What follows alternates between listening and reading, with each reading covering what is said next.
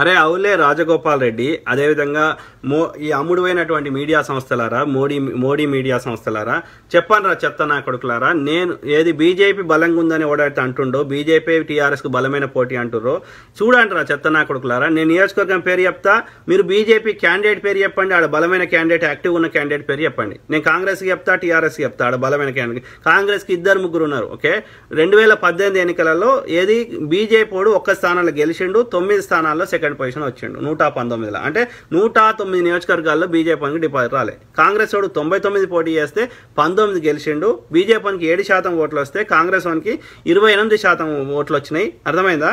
So అదేవిధంగా దాదాపు అన్ని నియోజకవర్గాల్లో టీఆర్ఎస్ ఫస్ట్ పొజిషన్ ఉంది. టీఆర్ఎస్ ఎక్కువ స్థానాలు గెలిచింది, కానీ దాదాపు అన్ని స్థానాల్లో గట్టి పోటీ ఇచ్చింది కాంగ్రెస్. ఓకే, మీరు ఏ డిస్టిక్ అన్న చూడండి, బీజేపీ వాడు ఒక ఇది హైదరాబాద్లో 6 స్థానాలు, ఒక మహబూబ్నగర్లో 1 స్థానము, తర్వాత ఏది కరీంనగర్లో 1 స్థానము, ఆదిలాబాద్లో 2 స్థానాలు. గివి తప్ప మిగిలిన ఎక్కడ కూడా 3వ పొజిషన్ కూడా రాలే. ఇది పరిస్థితి. అర్థమైందా? కొన్ని చోట్ల అయితే నోటాకి ఎక్కువ వచ్చినాయి. ఆ క్రమంలో నియోజకవర్గం పేరు చెప్తా, బీజేపీ క్యాండిడేట్వి చెప్పండి. ఆడ క్యాండిడేట్ ఓడు ఆడ ఏడ బలంగా ఉందో. ఓకే, ఆదిలాబాద్ డిస్టిక్లో సిర్పూరు, చెన్నూరు, బెల్లంపల్లి, మంచిర్యాల, ఆసిఫాబాద్, ఖానాపూర్, ఆదిలాబాద్, బోత్, నిర్మల్, ముధోల్. ఓకే, 10 నియోజకవర్గాల పేర్లు చెప్పిన, అందులో ఏ నియోజకవర్గంలో బీజేపీ బలంగా ఉంది. అట్లనే నిజామాబాద్లో ఆర్మూర్, బోధన్, జుక్కల్, బాన్స్వాడ, ఎల్లారెడ్డి, కామారెడ్డి, నిజామాబాద్ అర్బన్, నిజామాబాద్ రూరల్, బాల్కొండ ఏ నియోజకవర్గంలో ఉంది బీజేపీ చెప్పండి మిత్రులారా.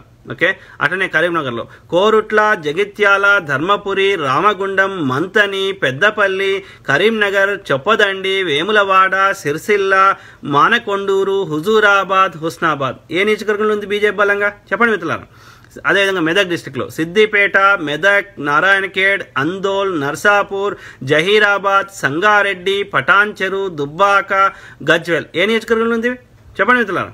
ఓకే, అట్లనే రంగారెడ్డి డిస్టిక్లో మేడ్చల్, మల్కాజ్గిరి, కుత్బుల్లాపూర్, కూకట్పల్లి, ఉప్పల్, ఇబ్రహీంపట్నం, ఎల్బీ నగర్, మహేశ్వరం, రాజేంద్రనగర్, శేరిలింగంపల్లి, చేవెల్ల, పర్గి, వికారాబాద్, తాండూర్ ఏ నియోజకవర్గంలో ఉంది. అట్లనే హైదరాబాద్ డిస్టిక్లో ముషీరాబాద్, మలక్పేట్, అంబర్పేట్, ఖైరతాబాద్, జూబ్లీ హిల్స్, సనత్ నగర్, నాంపల్లి, కార్వాన్, గోషామహల్, చార్మినార్, చాంద్రాయనగుట్ట, యాకత్పుర, బహదూర్పుర, సికింద్రాబాద్ కంటోన్మెంట్. చెప్పండి మిత్రులారా, ఇన్ని పేర్లు చెప్తున్నా, ఏ నియోజకవర్గంలో బీజేపీ బలంగా ఉంది. ఓకే, మహబూబ్నగర్ డిస్టిక్లో కొడంగల్, నారాయణపేట్, మహబూబ్ నగర్, జడ్చర్ల, దేవరకొండ, మక్తల్, వనపర్తి, గద్వాల్, అలంపూర్, నాగర్ కర్నూల్, అచ్చంపేట, కల్వకుర్తి, షాద్ నగర్, కొల్లాపూర్. ఓకే, అదేవిధంగా నల్గొండ డిస్టిక్లో దేవరకొండ, నాగార్జున సాగర్, మిర్యాలగూడ, హుజూర్ నగర్, కోదాడ, సూర్యాపేట, నల్గొండ, మునుగోడు, భోన్గిర్, నక్రేకల్, తుంగతుర్తి, ఆలేరు. అదేవిధంగా వరంగల్లో Jangaon, station Ghanpur, Palakurthi, Dornakal, Mahabubabad, Narsampet, Parkal, Warangal west, Warangal east, Wardhannapet, Bhupalpally, Mulugu. అదేవిధంగా ఖమ్మంలో పినపాక, ఎల్లందు, ఖమ్మం, పాలేరు, మధిర, వైరా, సత్తుపల్లి, కొత్తగూడెం, అశ్వారావుపేట, భద్రాచలం. ఇన్ని 119 నియోజకవర్గాల పేరు చెప్పిన. ఏ నియోజకవర్గంలో బీజేపీ బలంగా ఉంది?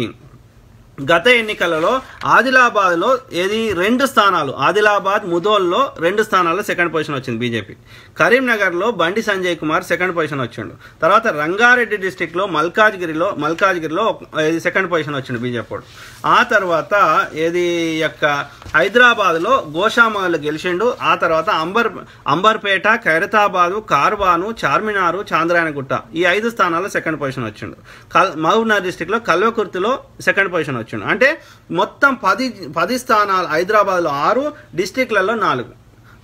అది కూడా 3 డిస్టిక్లే, ఆదిలాబాద్ 2, మహబూబ్నగర్ 1, తర్వాత కరీంనగర్ 1. ఇది పరిస్థితి. అంటే 10 జిల్లాల్లో 4 జిల్లాలనే హైదరాబాద్నే మెయిన్ ఉన్నాయి, మిగిలిన డిస్టిక్లలో 1, 2. అర్థమైందా? 10, 14 ఇట్లా. సో ఏడుంది బీజేపీ అంటే 7 జిల్లాల్లో అసలు ఊసు కూడా లేదు. అట్లా 119 నియోజకవర్గాల్లో 109 డిపాజిట్ లేదు. యాడుందిరా బీజేపీ క్యాండిడేట్ పేరు చెప్పండి రా ఇన్ని నియోజకవర్గాల్లో. పొద్దుగాలేస్తే మాకు తామర పూలు పెడతారు. చెత్త నా కొడుకులారా, ఒళ్ళు జాగ్రత్త పెట్టుకొని నిజం చెప్పండి. పొద్దుగాలేస్తే ఫేక్ కాదు. అమ్ముడువైన మీడియా సంస్థలారా, సిగ్గుశరం ఉండాలి. ప్రజాస్వామ్యాన్ని కాపాడాలి, ప్రజలకు వాస్తవాలు చెప్పాలి. అమ్ముకుంటారా? ఒక బ్రోతల్ కంటే అధ్వానంగా పనిచేస్తున్నారు కదా. బ్రోతల్కి ఏముంటుంది? ఆడికి ఎవడు ఎక్కువ పైసలు ఇస్తే ఆయన దగ్గర వండుకుంటుంది అది. వానికి ఆమెకు ప్రియుడు, ఆమెకు యొక్క ఏది యొక్క భర్త, ఇట్లాంటివి ఉండే కదా బంధాలు, ఎథిక్స్ మోరల్స్ ఉండే కదా. అట్లనే ఉంది పరిస్థితి. మీడియా సంస్థలు బ్రోతల్ హౌస్ లెక్క పనిచేస్తున్నాయి ఈరోజు. పొద్దుగాలేస్తే ఈ యొక్క ఫేకేనారా, అమ్ముడు ఓడేనారా, వ్యాపారమారా? ఆలోచించండి మిత్రులారా. Okay, God bless all, take care, bye. Hi friends, మా టుడే టుమారో యూట్యూబ్ ఛానల్ చూస్తున్నందుకు చాలా థ్యాంక్స్. మరిన్ని లేటెస్ట్ వీడియోస్ కోసం వెంటనే సబ్స్క్రైబ్ చేయండి. అలాగే ఈ బెల్ ని కూడా రింగ్ చేసేయండి. మా నోటిఫికేషన్స్ అన్ని మీ మొబైల్లో వస్తాయి. అలాగే మా వీడియోస్ మీకు నచ్చితే లైక్ చేయండి, షేర్ చేయండి, నచ్చకపోతే కామెంట్ చేయండి.